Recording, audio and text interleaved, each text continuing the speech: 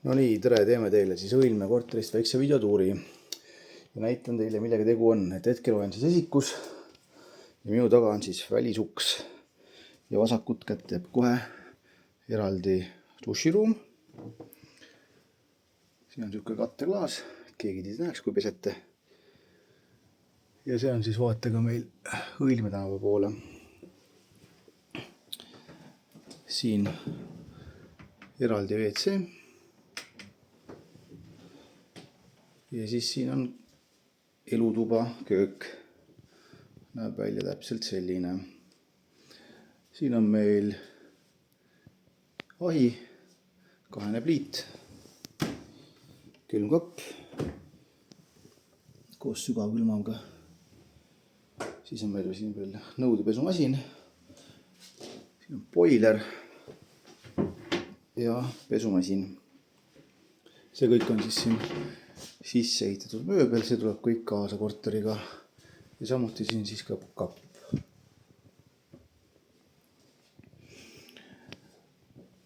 Siin siis kogu mööbel, mis te näete, koos väikeste eranditega tuleb korteriga kaasa. Ja vaade on meil siis siit sisehoovi. Siin siis magamistuba.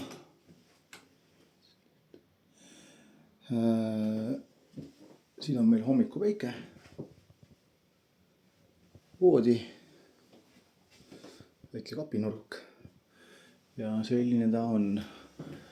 Kommunaalarved on ühistu poolt igakuiselt 35 €, sisaldavad siis raamatupidamist, vett, üldelektrit ja äkki oli mingi haldusteenus ka. Korterit köetakse nende elektriradiaatoritega, mis siin on.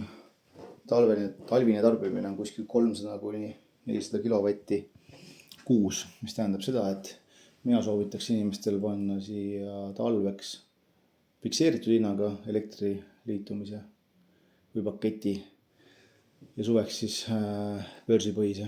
Et suvel põhimõtteliselt elektriarvud on väga väiksed. Vot selline ta on.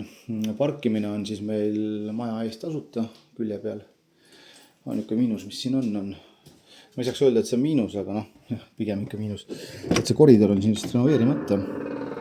Et selline ta välja näeb, aga ei midagi hullu. Aga pluss poole pealt saame jällegi välja öelda seda, et siin on kokku ainult 4 korterit. Naabrid on vaiksed rahulikud. Ja kommunaalkulud on pigem mõistlikud, et pigem ubane ja mõistlik variant.